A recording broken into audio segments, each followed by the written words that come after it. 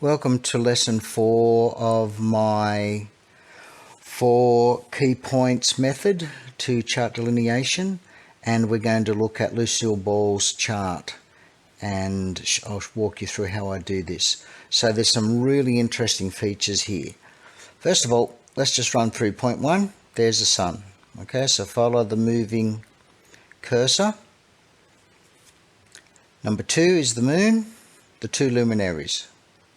Number 3 is your ascendant, Capricorn. Number 4 is your midheaven, which is in Libra. Now, first of all, I want to show you the chart itself. We go up to here just to double check. It's Lucille Ball, the very, very famous comedy actress. It's a female chart. That's her date of birth, 6th of August 1911. It was a Sunday. She was born at 5 p.m, which is plus 5 hours to Greenwich Mean Time in Jamestown, New York. That's the longitude and latitude. Geocentric, so it's Earth-centered. Tropical, which means it is the Western astrology system as opposed to the sidereal, which is Vedic or Indian. Equal house system, true node, rating AA, which means it's birth record. Okay, equal house. House systems are the bane of I'm going to say psychologists, of an astrologer's life, because working out where these lines go, see the lines, there's 12 of them, one for each house, where they go is, first of all, the ascendant points to the constellation rising at the exact moment of birth, and for Lucille, it was Capricorn at 1 degree 51 minutes. And each of these houses are equal, see? 30 degrees from 1 degree 51, 1 degree 51 of Aquarius, 1 degree 51 of Pisces, 1 degree 51 of Aries, etc. So house 1, 2, 3, 4, 5, we go all the way around to number 12, and the last one, of course, is the beginning of the first one, and this is critical in astrology in the way that I read it as a psychologist. Anything in the 12th has significance. Anything in the first has even greater significance. And I'll walk you through that now and through other lessons. So we have 12 houses, and they're all identically the same size, and that's very unusual. The signs themselves are exactly 30 degrees. So let's go back, basics. A circle is 360 degrees. Divide that by 12 and you get 30. So each sign, Sagittarius, Capricorn, Aquarius, Pisces, they're all 30 degrees. But the houses usually, unless it's an equal house or a solar house, are different sizes. So I'm going to show you what we can do. So I'm just going to go over here and go to Lucille's thingo, edit chart, and I'm going to go to the house system. See the house system there? This is the same that you've got with, or basically the same, with David's, there it is, it's on equal house, chart subscriber. So it is a first class astrology software that you have with David, with your chart subscriber, so make use of it, please. It is excellent. It's the one I've been using ever since its inception, and I've used a lot of astrology softwares. This is the best. Okay, we're going to go down to Placidus. As you can see, there's all sorts of weird ways of working out where these lines go. So I'm going to click on Placidus. Okay, now I'm going to double click. Here we go. Oh, what have you noticed? Look at this, 3 tiny houses, 3 fat houses, 3 tiny houses, 3 fat houses. First of all, these lines go right through. See how they go right through the chart. So 11 degrees 44 will be 11 degrees 44 of the opposite sign, Leo, Aquarius. 2350 of Pisces, 2350 of Virgo, 2144 of Taurus, 2244 of Scorpio. But if we look at this, that means these houses are enormous in this person's life. Yeah? Well, I tend to think that we need to tidy this up a bit, because that is a little bit too extreme. It's almost like an entire sign away from where I'd like to see it. So I'm going to go back and go right click again on Lucille's chart, go back to edit chart, go back to house system. My favorite is Koch, which is a later form of doing up the charts and doing chart wheels like this. It's a house system that tends to even out the houses, but even that 27 1 of Libra, yeah, I'm not happy. Okay, I can see why the original chart was equal house. Let me go back here and go find equal house. There it is. See? Source rating AA. AA means from birth record. Just wanted to show you that. Double click and we're back again. So in astrology, we need to be extremely flexible. First of all, was Lucille born exactly 5 a.m. up here on the left, top left? Or was it 5:02? Or was it 5 past? Was there a crisis in the delivery room and everyone ran around in circles bumping into each other, and then someone said, oh, look at it, it's 5 o'clock, and wrote it down? Could have been 15 minutes later. This is why house cusps are so awkward. However, we need to trust, and sometimes trust in the universe works. And as a psychologist working with, well, on the inside a lot with people and with myself, sometimes trust does work.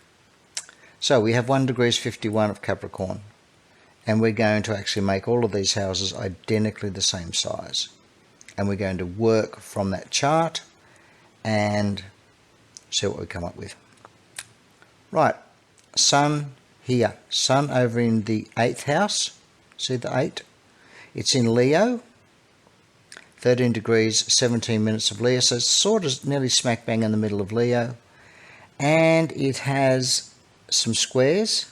It's got a square to the North Node, a square to Mars, and a square to Saturn. Square aspects are awkward. I'm not going to say they're hard or harsh or damaging or anything like that. They're just awkward. It gives us character, because if we don't struggle or if we don't challenge ourselves through life, we just become lazy, boring, and irresponsible. Okay, we also have a square to Jupiter. Now, look at this. We have squares down to here, and we have 2 oppositions. So now we have 2 T-squares. So if you go to Sun, draw a line to the oppositions, and then across we have a T. See, there's the top of the T, and there's the leg of the T. Now, whichever planet, or planets plural, is at the bottom of the T is generally sacrificed to keep the harmony and balance and peace with these guys in the opposition. So Sun as self-esteem, and we know that Leos, they exist, they breathe self-esteem. When their confidence is knocked, yeah, they're not pleasant people to be around. You know, they don't handle being unaccepted, or they don't handle not belonging. They don't handle not being respected, or what's that word I'm looking for? It'll come to me. Yeah, so they live on confidence. And what we have here is Lucille sacrificing her confidence for the qualities of the 5th house and the 11th house. 5th house is friends, creativity, fun, parties. 11th house is the rest of humanity. So what does she sacrifice? Her needs to keep the rest of humanity, which would be the public, and this is friends and family, so, and her creativity. So she sacrificed a lot to be the successful person that she was. 8th house, deep. This is the house of the deep unconscious. This is Pluto's cave, my business, because I've got nearly half my charts in that 8th house. and Pluto's cave is where I operate from. The unconscious, where we challenge ourselves continually from the house of crisis or the house of transformation and evolution. So here we have a woman that possibly had some sort of issues with her father, because sometimes the father will be represented by the son. Well, usually, unless there's a very strong mother figure that dominates. And then we have the moon. Now, I'm going to get back to the sun too in a minute, so just follow me. The moon is in Capricorn. Moon's in the first house. Capricorn is on the cusp of the first house. So there's a lot happening here. Oh boy, oh boy, oh boy. First of all, come back to the sun. Sun in Leo. Look at me. The center of attention. The little boy running around, waving his hands, being popular. I want to be noticed. So there's the little actress there already. Moon in the first, that's the drama queen. A bigger drama queen than Sun in Leo. And I'm a Leo and I should know. So we have the moon, which is emotions, society, mother. Phenomenally powerful in the chart. Look, she's only 6 degrees away. Less than 6 degrees from the ascendant. That makes the moon magnified in its effect in her personality. And the first house is what we connect with the rest of the world. Here's the world out here. It's connected through here. This is our interface, our ego, the mask that we wear. What people notice first is usually our ascendant.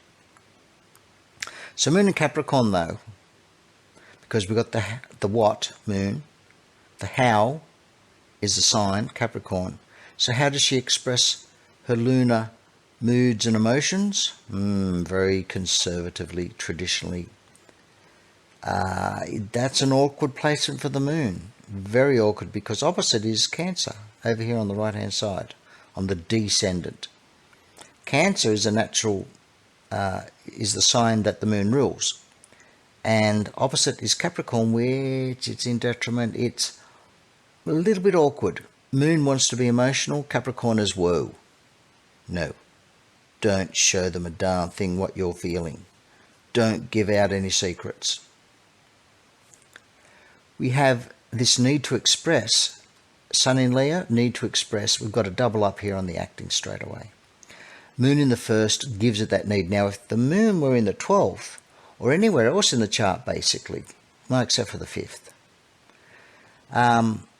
in Capricorn, maybe she would never have gone into acting. But that moon in the first is very much out there to express feelings. And she can control those feelings. So she can be an actress and not be affected by it. See the difference? It's a subtle difference there. To be a drama queen and experience and feel those emotions while acting, you need a day to debrief. But with a Capricorn moon, or an Earth moon in particular, you can express those emotions and then switch off again, go back to who you are. Now, I'm going to show you Wikipedia, what I just read. This is really interesting because we have a young lady that, let's come down to early life. Her father died when she was 3. Here we go, 3.5. The father died. And they went to live with mum's grandparents. Mum remarried and she went and lived with, she was actually stayed and cared for by her stepfather's parents, who were strict, puritanical Swedish couple who banished all mirrors from the house except for one over the bathroom sink. When the young boy was caught admiring herself in it, she was severely chastised for being vain. This period of time affected Ball so deeply that in later life she claimed that it lasted 7 or 8 years. So Peterson was a Shriner, whatever that is. But we have 2 significant features there that we can see in her chart. That, let me find the chart. Here we go. That there is that suppression of emotion. We have Moon in Capricorn desperately wanting to be emotional because she's in the first house, but held back by the Capricorn, the puritanical side, the traditional side of Capricorn. And here we have Sun in Leo, the sign of the show-off, suppressed and sacrificed to keep others happy, to keep the balance and harmony. So there it is reflected immediately. Okay, now, rulerships. Sun rules Leo. Leo goes into the house where the sun is. It's already there. We don't have to worry about that. So that sign, the house that that sign is on, goes into the house where the planet is. We already have it. We don't have to worry. But Moon. Moon rules Cancer. Cancer's in the 7th. 7th is other people. And I know I've said other people, humanity, the community, blah, blah, blah. But this is close others like customers, clients, lovers, partners, close others that we interact with. So that's drawn into that first house. So she's busy, and we can see that interacting. Capricorn is number 3. Now, Capricorn is on the cusp of the first, and we have, see, there's a first house there, Capricorn, ascendant, and it involves Moon and Uranus. So we have the eccentric, really, really way out there behavior, which she is classically known for. And Moon is part of an opposition from Pluto and Ceres. Now, Ceres is an asteroid, as is Capricorn, and I'm using the female goddesses, the asteroid goddesses, more and more these days, because they're fascinating and they're powerful. So we have conflict. Now, there's conflict with Mum, but Mum is special. Mum's out there. Look at her. She's in the first house. But Dad, well, he disappeared at 3 years of age, to be replaced by stepdad and the puritanical step-grandparents. And it doesn't mean that he's evil or anything like that. It just means that there were needs there that were expressed in that, or we can view through the sacrifice in that T-square. So we have this is fairly serious conflict here, and we can get into that. If we were doing a full delineation, we would delineate this Moon through the 7th house and partners, relationships, that sort of stuff, because of the oppositions here for these two planets. So that first house, Capricorn, shows that she's likes tradition, she likes orthodoxy, she likes to be structured and ordered.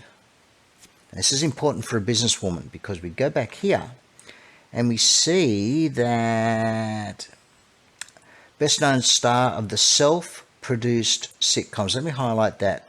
Self-produced. Comedian, model, film studio executive and producer. She did it all. Now, if she just had Moon in Capricorn and it was an Aries ascendant, any other ascendant, she probably wouldn't have been self-produced. But this girl was smart, she was clever, and she pulled things together. So here we go down here. First woman to run a major television studio. Desilu Productions, which produced many popular television series including Mission Impossible and Star Trek. She didn't back away from acting completely, appearing in film and television roles for the rest of her career until her death in April 1989, which is very, very sad. But this woman was not just a pretty face and a funny actress. She was a businesswoman, and I really wanted to highlight that because we're seeing it now in that Capricorn. Ascendant, Moon in Capricorn, and this radicalization here. And also Sun in Leo loves independence. Don't suppress me. Let me make my own decisions. Look, I'll sacrifice everything for everybody, but there's a kernel there that I need for me. Now, looking at the ascendant, it is ruled by Saturn. Saturn's in the 5th house. What is the 5th house? Besides people and parties, it's creativity and imagination. What did she write? Sitcoms. She was clever, this girl. See, the Sun, Leo, normally rules the 5th house. There's your creativity. So we're getting a double up, double up here, double up there, double up there, double up there. Look at all these double ups for creativity. And then we have the order and structure. So we have a businesswoman extraordinaire. This is a phenomenal woman. So that ascendant tells us a lot. It's not just the ascendant, it's the first house. First house, there's the actress, look at me. But it's controlled. She can, a teaspoon here and a teaspoon there. You know, 1 mil here, 1 mil there. She's very, very clever at managing how she feels and the moods that she expresses, because that is the house of expression. And then we have that Uranus, which is, rules Aquarius on the second, which is financial security. So she was clever, erratic maybe, silly, eccentric, radical, all of those qualities of Uranus. And Uranus is part of a grand cross here. See that grand cross? The squares? In opposition to Neptune, which is generational. And we have trine to Saturn. Now, even though Saturn is, we could probably say, oh, there's also a trine up to Venus there, a little bit suppressed by the Grand Cross. One day I'll go into the Grand Cross and the other patterns, but first house and its retrograde, no, I actually like it in her chart. That brings us to the midheaven at the top here. So it's in Libra, and Libra, if we look at the house, not much there. In fact, it looks very empty, doesn't it? Doesn't mean anything in astrology. Let's go back to the first, Capricorn, Saturn. What does Saturn do? Saturn grabs that first house and draws it into the fifth. That's a rule of rulership. So this is where all that creativity comes from. She's expressing the fifth house through there. Same with the midheaven. It's in Libra, ruled by Venus, and Venus draws that into the ninth house of life experiences. Morality, law, religion, but generally it's life experiences. And also it rules, Venus rules Taurus, and so Taurus is also dragged up into there. So we have this Venus connection with the midheaven. And again, remember, it's empty. Doesn't mean a thing in astrology. Just means that we look at its rulership. And it's all about Venus now, Venus, Libra. She likes to keep things in harmony. So her career direction, her ambitions, which is what the 10th house or the midheaven is about, is beauty, harmony, wealth. But Libra's not necessarily wealth. It's cash flow. It's comfort. Let's go with the word comfort more so. And Venus in the ninth house means that she's prepared to work at it. She's prepared to share for it. She's prepared to learn and grow with her career and ambitions. So it's a gentle way of moving forward. And who supports her? Sun in the 8th, very serious. Sun in Leo. Sun sacrifices to keep everybody happy. Moon is the charmer. She's out there charming everybody, as of course Sun in Leo. And she's an actress. She can present what people want to see. She's radical. She is ordered and structured. She's creative, phenomenally creative. And she seeks to please others and to find the path of least resistance. And if we go back to Lucille Ball being the first woman to run a major television studio, self-produced sitcoms, you know, this is one heck of an incredible lady. So there we have, here we go, 25 minutes of Lucille Ball and how to almost do a full reading with 4 points of the chart. So why am I so excited about these 4 lessons? And when you look at it, 4 points, really? Oh, by jingos, look what we did with that chart. That was incredible.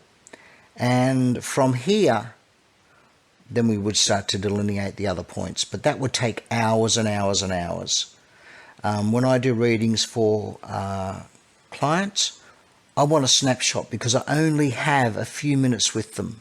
I don't have hours and hours and hours to sit down and delineate a chart, to do all the transits and to look at progressions and directions, to look at every finite, minute aspect in their psyche, to look at all the patterns formed, to look at all the aspects, applying and separating aspects. I need a snapshot to give me, 60-80% of the personality in a few minutes. What do? The 4-point method. Bam, sun, bam, moon, bam, ascendant, bam, midheaven. Okay, well, thank you so much for studying my courses, and I got to get around to doing more. Please stay in touch. Thank you very much.